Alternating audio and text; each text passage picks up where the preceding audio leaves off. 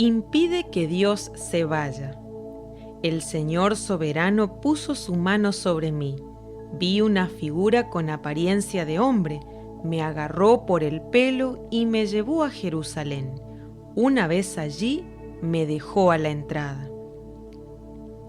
Allí habían colocado un ídolo, pero allí también estaba el Dios de Israel en todo su esplendor. Me dijo: ¿has visto todos los horrores que comete aquí la casa de Israel para echarme de mi santuario? Dios me llevó luego a la entrada del patio del templo, y en la pared vi un agujero. Dios me dijo: haz más grande ese agujero. Así lo hice, y encontré una entrada.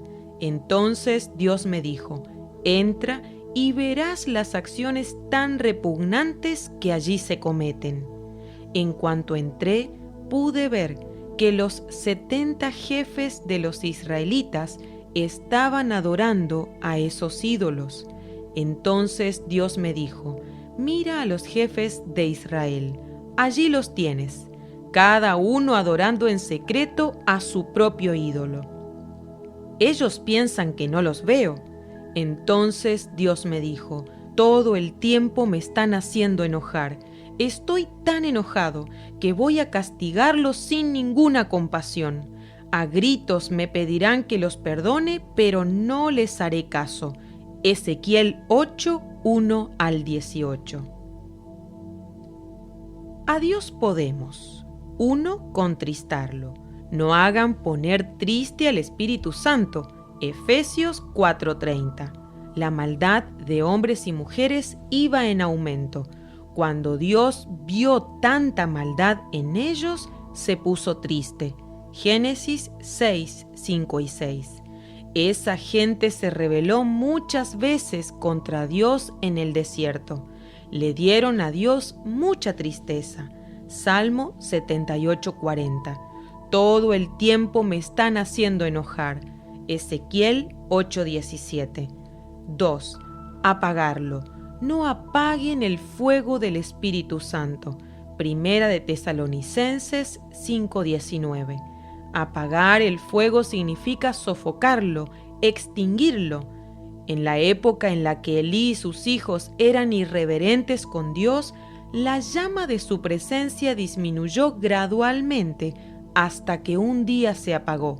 Icabod, la gloria de Israel se ha ido. Primer libro de Samuel 4:21. 3. Alejarlo. ¿Ves lo que hacen? ¿Ves los pecados detestables que cometen los israelitas para sacarme de mi templo? Ezequiel 8:6.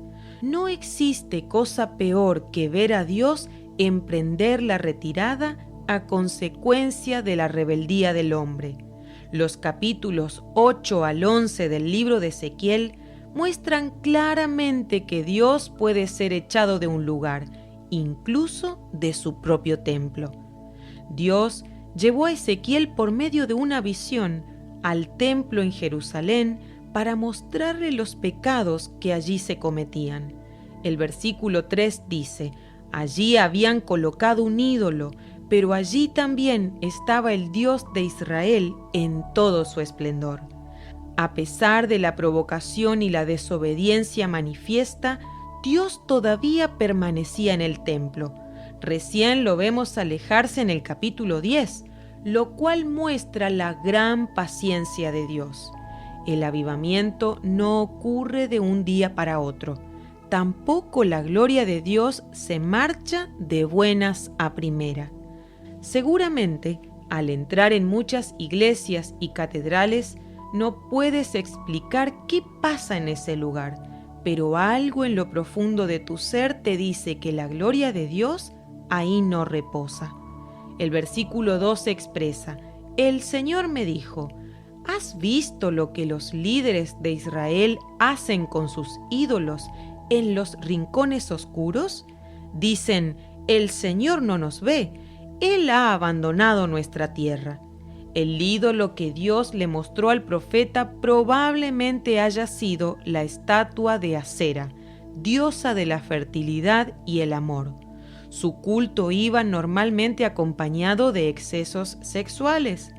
Algunos reyes impíos habían dado acceso a este tipo de adoración dentro del templo de Jerusalén.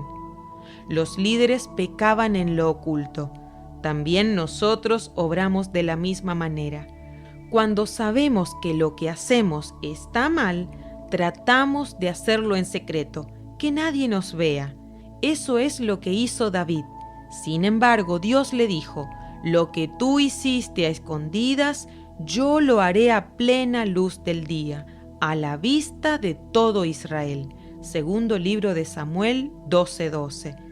Dios le mostró a Ezequiel los pecados de los líderes en el templo y le mostró a Natán el pecado de adulterio de su siervo David. ¿Cómo te sentirías si Dios llevara a cabo una sesión abierta al público de tu vida privada? En la película La Era del Hielo hay una escena en la que el tigre se tapa la cara y dice: «No está el bebé». Nosotros hacemos lo mismo cuando pecamos. Nos tapamos los ojos y decimos: «No está Dios». El malvado se dice a sí mismo: «Dios se ha olvidado». Se cubre el rostro, nunca ve nada. Salmo 10:11. Aunque nosotros pensemos y digamos que Dios no está, Él sí está, y se siente dolido y enojado por los pecados que cometemos. En lugar de preocuparnos por la forma en la que la gente nos ve, preocupémonos por lo que Dios piensa, porque Él todo lo ve. Los pecados no son para ocultarlos, sino para confesarlos y abandonarlos. La gente dice cosas como: «No importa, todo el mundo lo hace», o «nadie lo sabrá». Buscar explicaciones racionales para el pecado hace que sea más fácil cometerlo, pero no convence a un cónyuge herido, a una familia destruida o a una iglesia debilitada, y tampoco cancela el castigo de Dios. Cuando una persona anda en malos caminos y no quiere cambiar, termina abandonando la iglesia en que se manifiesta la presencia de Dios, para refugiarse en otra donde la presencia de Dios no exista. Todos los que hacen lo malo odian la luz y no se acercan a ella para que no se descubra lo que están haciendo. Juan 3:20.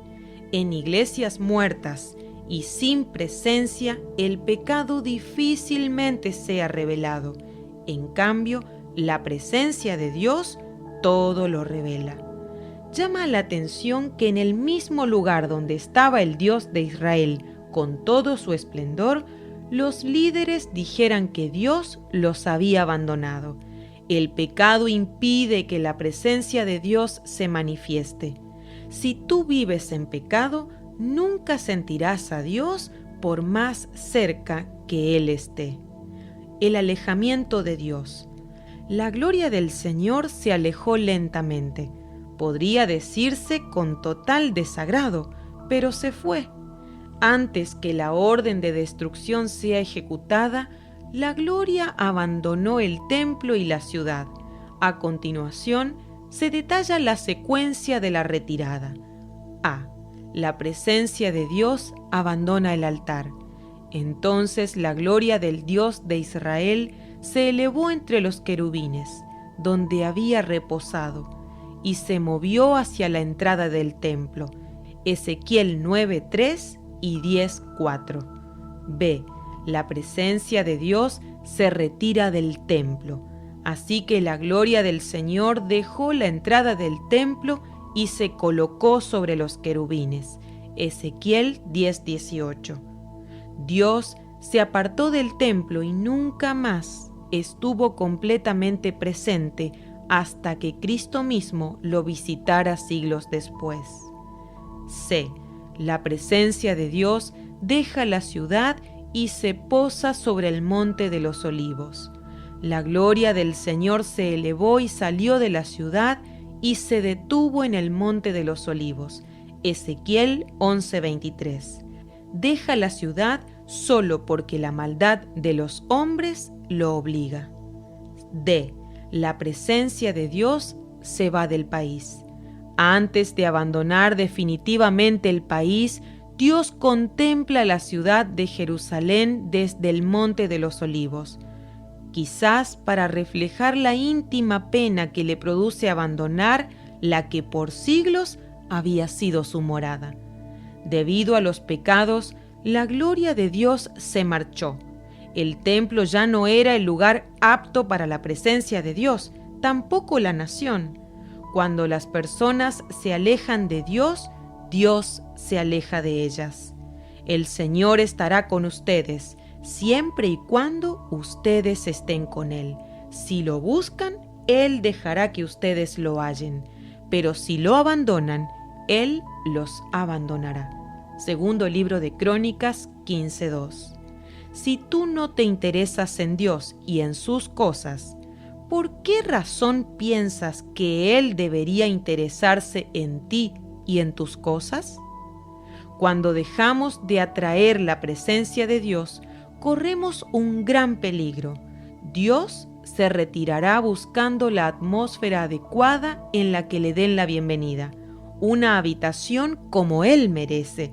Quizás ahora puedas entender esas expresiones que muchas veces decimos, tal como en esta iglesia Dios no se mueve, esta ciudad es muy dura, o esta nación está cerrada al mover de Dios.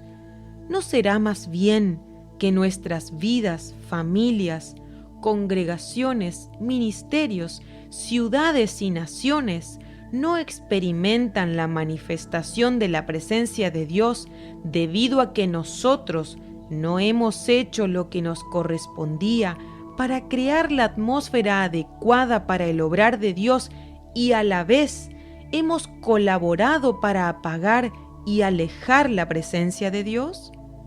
Que en este día podamos examinarnos para darnos cuenta dónde estamos parados espiritualmente y si estamos haciendo lo que corresponde para atraer la poderosa presencia de Dios. El Señor está deseoso de manifestarse y derramar el más grande avivamiento de la historia sobre nuestras vidas, familias, iglesias, ministerios, ciudades y naciones. No nos quedemos afuera. Este puede ser nuestro mejor tiempo.